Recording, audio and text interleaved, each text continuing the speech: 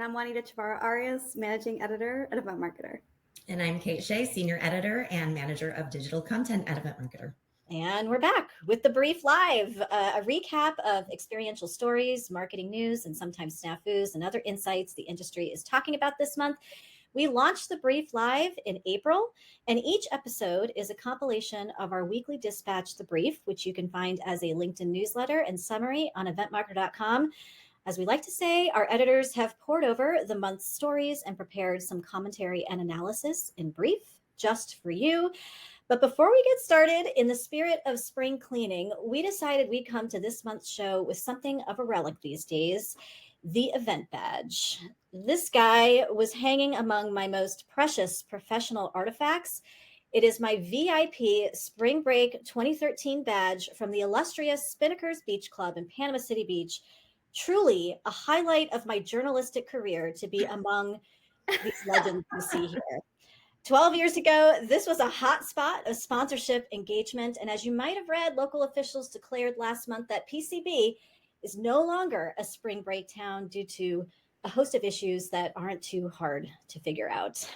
So I'll turn it over to Kate, our curator of the brief. Where are you taking us with yours? Well, I'm going to take you a couple of places. So in the spirit of last episode of the Brief Live, since we talked so much about severance, I had to show you my Lumen Industries badge, which I got at Comic-Con like 3 or 4 years ago. That's awesome. Still one of my absolute favorite activations of all time.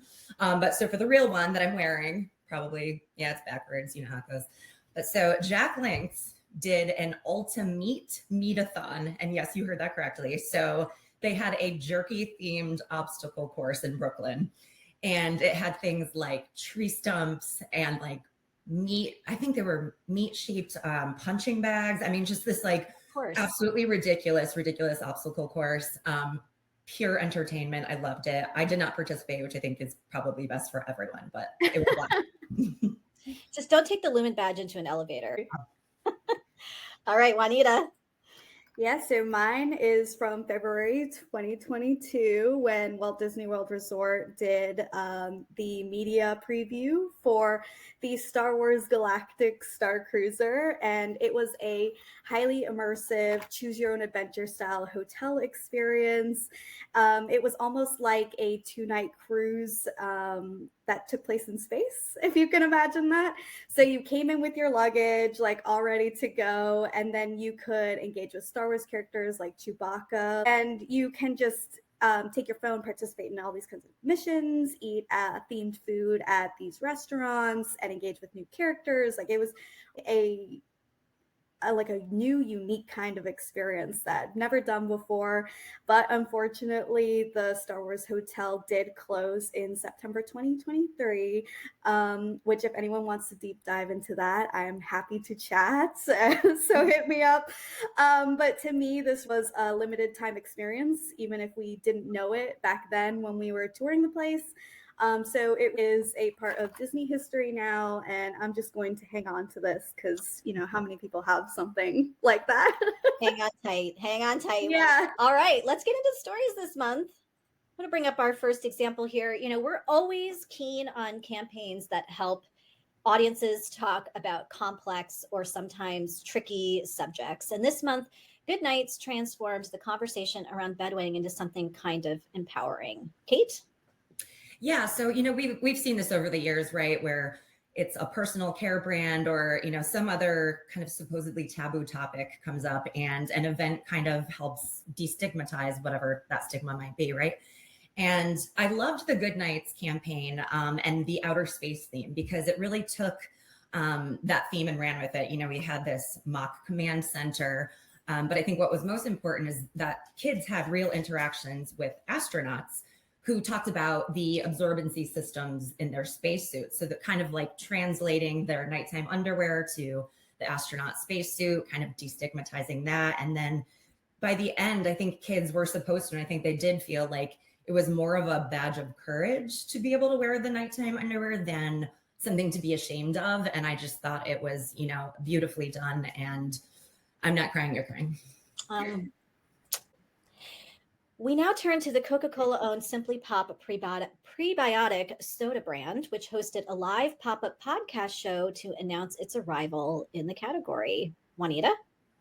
Yes, a new addition to the prebiotic soda wars, as Kate said in the brief. We've seen a lot of headlines around Olipop and Poppy. They're the two giants in this category, and Simply Pop is literally adding its voice to the conversation, like you said, with this interactive podcast show in LA, and it was called Spill the Pop, hosted by creators and popular podcasters Alicia Marie and Remy Cruz of Pretty Basic, along with influencer Drew Afualo. And I don't know if you've seen her on TikTok or Instagram, but she's amazing. And so the sold out pop-up show featured conversations around culture, trends, and keeping it real. And so real, in fact, that the host spun a wheel and answered some provocative questions in a spin and spill game.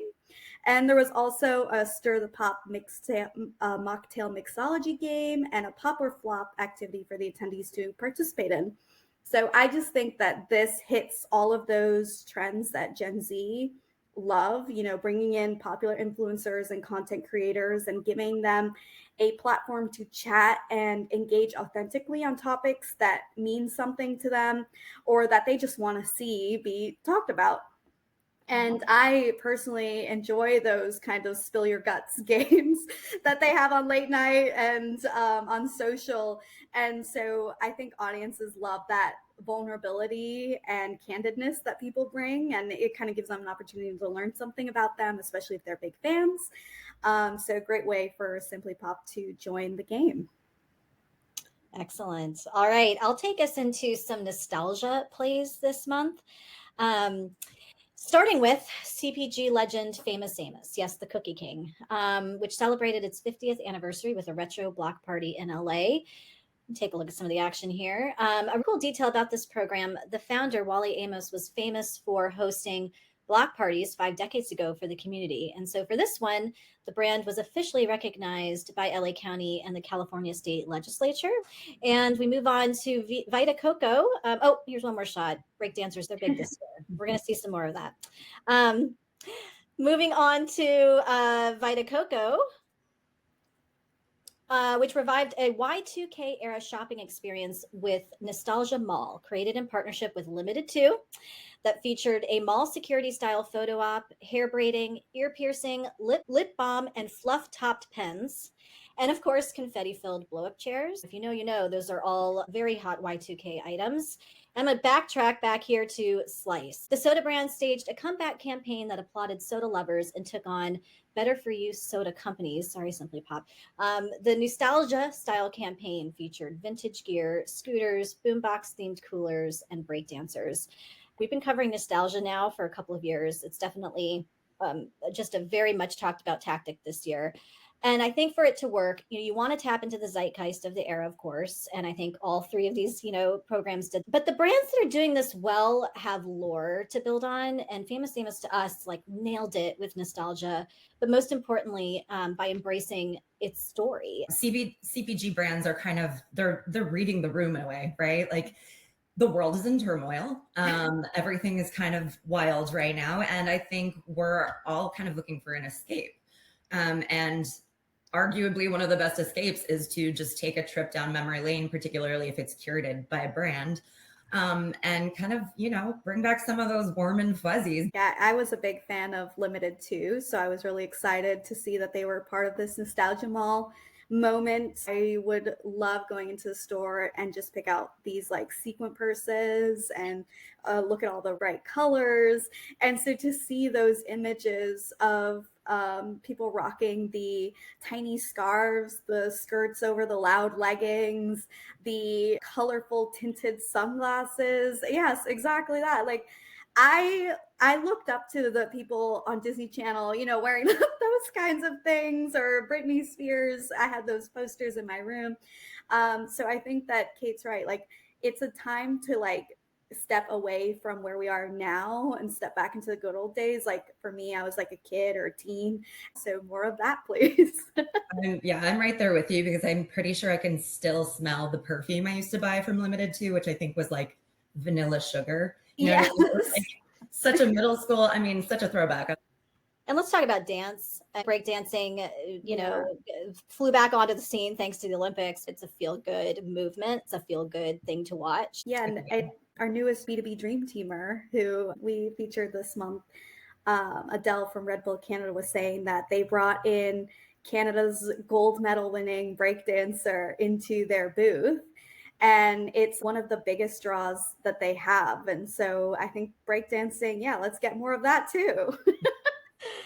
Okay, we move on to wellness brand Your Reformer, which hosted a pop-up fitness experience in the city that never sleeps, New York, that offered free classes on the hour starting in the middle of the night and through the next 24 hours. You heard that right. So Kate, your take? Yeah, I do think that health and wellness themed fourth spaces are having a moment. And I thought that this was a great example because Your Reformer is, it's from Australia. They're not US based, right? So they took the strategy and made it very market specific to New York, playing on that city that never sleeps idea. And I think that made such an impact with, taking a market specific strategy, but then also taking this very broad fourth space trend and kind of combining the two. So, I'm personally in bed by 10, but if you wanted to work out at 2 a.m., more power to you. And that was an option. So I love it. Excellent. All right. And finally, I'll let our resident Formula One fanatic walk us through Miami Grand Prix race weekend experiential and some high octane new partnerships for the property. There's a lot to talk about. Juanita, give us the scoop. Well, I wore my Miami Grand Prix shirt just for this. Just for this conversation. But it was a big weekend in Miami, as it has been since it made its debut in 2022, and it just keeps growing. So Lego surprised fans at the track by completely transforming the driver's parade with full-size replicas of each team's F1 car, and I'll tell you, mayhem ensued on the track. And the whole point of the driver's parade is to just ride around to give every fan on the track a glimpse of the drivers before they suit up and put their helmet on and all that. And so this gave them a chance to maybe live out their dream, drive a Lego car. And they were looking around, waving, that some even crashed into each other. And if you watch the full recap on Formula One's YouTube channel, you can see the cars Lego pieces breaking off and them running over more Lego pieces. And they're just having such a good time. So I hope that this wasn't a one and done, and we see more of them. They even popped up around the track with their own pit shops. You could pick up the actual Lego sets that these cars were based on. And then we have also announced last week a brand new Disney partnership with Formula One, and they signed on to have Mickey and friends appear throughout Formula One with experiences, content, merchandise, and that will be out in 2026 around the world. So no details yet on how that will be coming to life, but we just know it's happening. And all we have so far as the teaser is this F1 car branded with Mickey and friends and Disney. And of course, Mickey was on site in Vegas last week to unveil it. As a Disney and Formula One fan, I couldn't be more excited. Buckle up. All right. Thanks to all of you for tuning in to The Brief Live. We'll see you back here next month. And until then, be sure to subscribe to The Brief LinkedIn Live newsletter. Check out all of our weekly coverage on eventmarketer.com and subscribe to our channel right here. Thanks for being here. Bye.